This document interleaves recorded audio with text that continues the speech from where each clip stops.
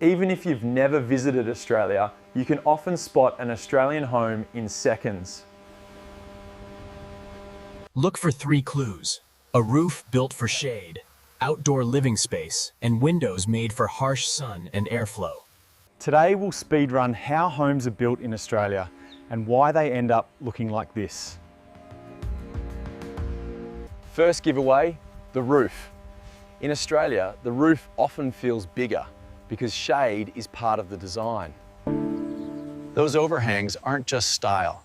They reduce heat hitting the walls and keep the inside calmer. In many places, metal roofs are everywhere, practical in intense sun and sudden heavy weather. Different regions choose different roof types, but the goal is the same: survive heat, wind, and rain. Second clue is lifestyle. Indoor space flows straight into an outdoor room, where weekends actually happen. Patios, decks, pergolas, these aren't extras here. They're part of the house's identity.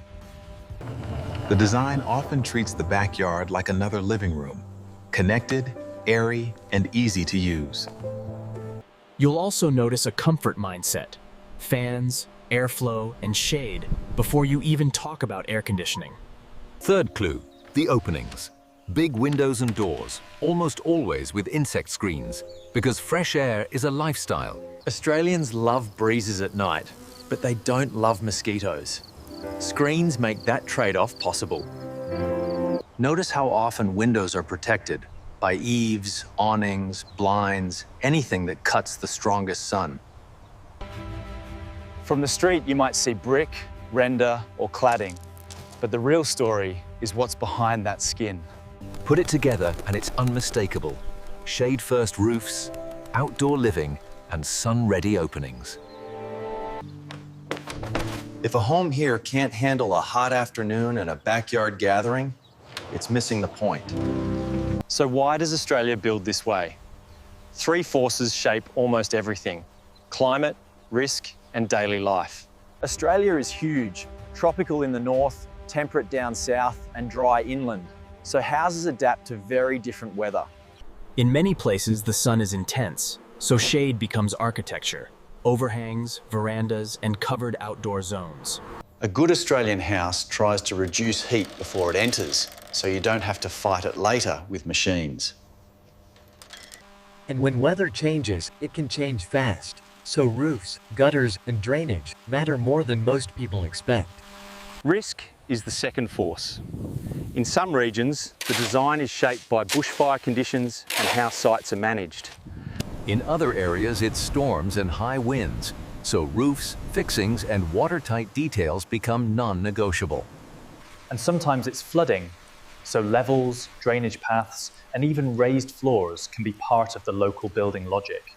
The third force is culture. Australia is outdoor first. People design homes around airflow, entertaining, and easy movement in and out. That's why open-plan layouts are common. The kitchen and living zone aim straight toward the outdoor space.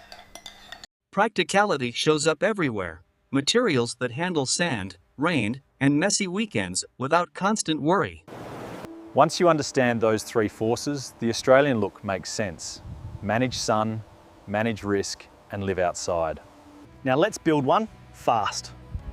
Here's the typical Australian process, from empty block to finished backyard life.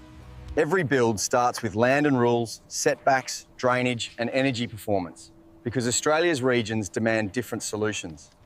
Before concrete, you read the block, soil, slope, and where water will go when the weather turns. Step 1 becomes action, site prep. Cutting, leveling, and planning drainage can decide whether the build stays smooth or not. Next comes the foundation base, compacted material, formwork, and careful preparation, because For many suburban homes, the foundation is a concrete slab on ground, simple, strong, and fast when the site is straightforward. the slab pour is a big milestone. Suddenly, the house footprint becomes real, and the timeline starts to feel serious. Then you wait and cure.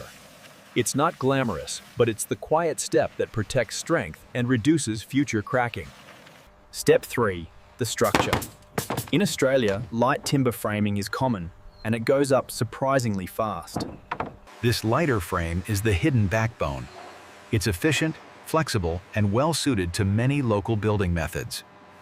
Sometimes you'll see light steel framing too. Same idea, a strong skeleton that gets wrapped and finished on the outside.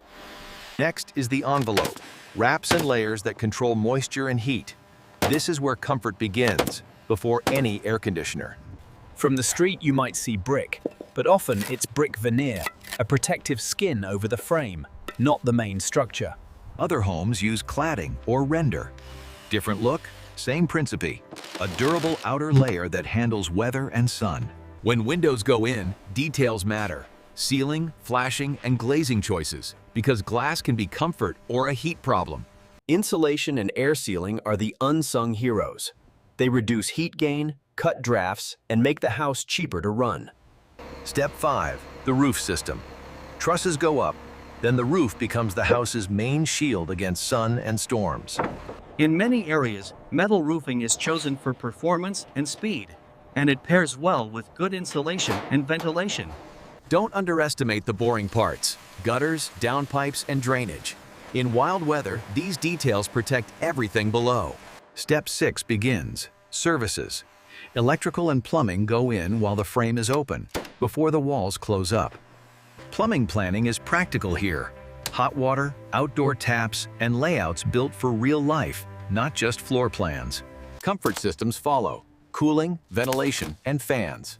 The best homes need less energy because the envelope does the heavy lifting. Once the walls close, the house suddenly feels like rooms.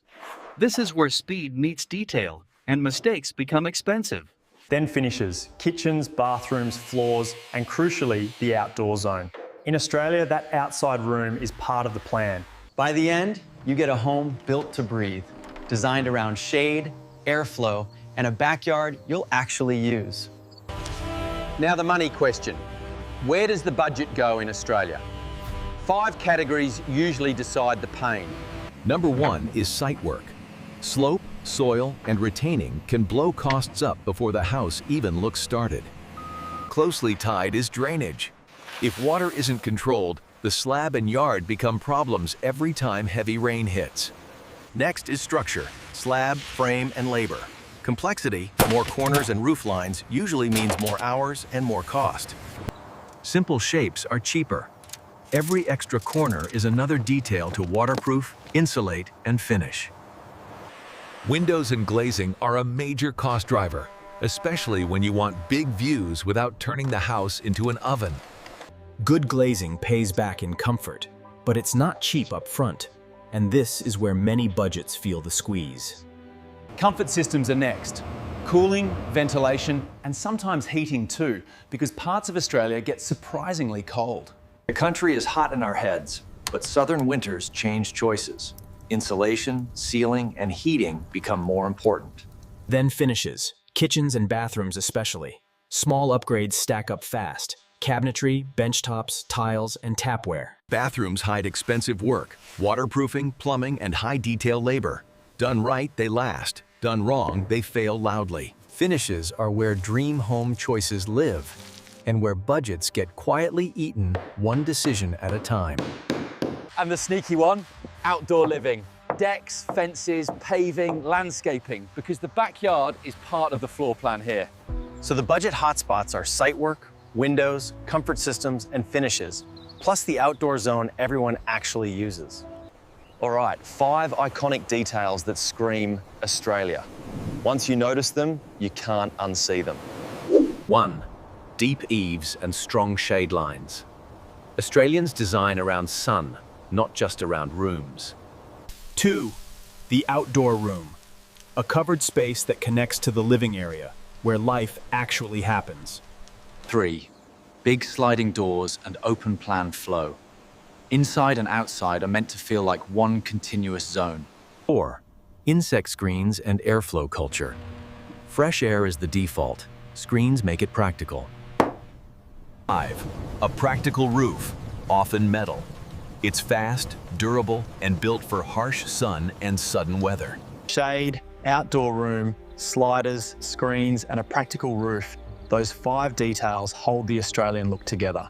Let's lock it into memory with a 1-minute recall test, so you can recognize it instantly next time. You recognize Australian homes by shade-first roofs, outdoor living zones, and openings designed for sun and airflow. They look like that because of 3 forces: climate, local risks, and an outdoor-first way of living. Build-wise, it's often slab, light frame, a protective outer skin, and a tight envelope, while budgets hurt most at site work and windows. Remember the iconic 5: deep eaves, outdoor room, big sliders, screens, and a practical roof.